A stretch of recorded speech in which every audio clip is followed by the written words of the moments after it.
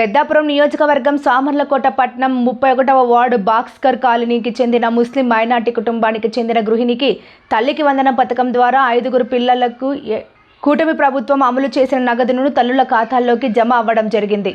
కూటమి ప్రభుత్వం ద్వారా లబ్ధి పొందిన ఆ కుటుంబాన్ని స్థానిక శాసనసభ్యులు నిమ్మకాయల చినరాజప్ప, డీసీసీబీ చైర్మన్, జనసేన కాకినాడ జిల్లా అధ్యక్షులు తుమ్మల రామస్వామి బాబు విద్యార్థులను పలకరించి ఉన్నతమైన చదువులు చదివించాలని విద్యార్థుల్ని ఆశీర్వదించారు.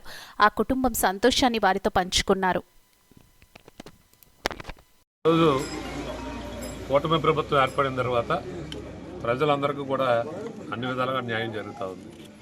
దీనికి ఉదాహరణ ఈరోజు తల్లికి వందనటువంటిది మొన్న ఎలక్షన్లో ఇచ్చినటువంటి హామీ పథకంలో ఈవేళ జగన్మోహన్ రెడ్డి ఒక పిల్లకి ఇచ్చి ఉన్న పిల్లల్ని అందరినీ కూడా మరి గేదెలు కాసుకునేటువంటి పరిస్థితి.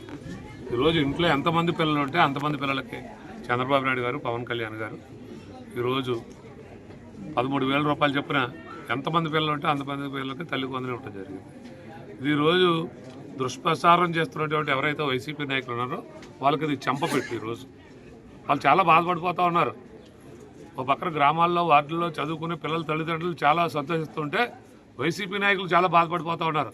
ఇది ఎలా ఇవ్వగలిగారు, ఇది ఎలాగ ఫెయిల్ అవుతారనేటువంటి పరిస్థితుల్లో పెద్ద ఆలోచన చేసి ఈ తెలుగుదేశం జనసేన మీద దుష్ప్రచారం చేసి తద్వారా ఓట్లు సంపాదించారని ఒక పరిస్థితి ఉన్నప్పుడు ఈరోజు ఇవ్వటం వల్ల వాళ్ళకి ఇది పెద్ద చంపపెట్టు. అలాగే రైతులకు కూడా త్వరలోనే రైతు భరోసా కూడా ఇవ్వడం జరుగుతుంది, 20,000 రూపాయలు.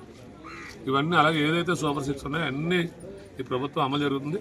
సూపర్ 6 పథకాలు అన్నీ ఇచ్చిన తర్వాత ఇంకా మరికొన్ని పథకాలు ఉన్నాయి వాటి రైతులకు కానీ ఇటు ప్రజలకు కానీ ఇచ్చేటువంటి ఇంకా ఆ పథకాలు ఇచ్చిన తర్వాత పూర్తిగా వైసీపీ పార్టీ పూర్తిగా మూసుకోవాల్సినటువంటి పరిస్థితి ఉంటుంది. ఈ సందర్భం తెలియజేస్తూ చాలా తీసుకున్నాను.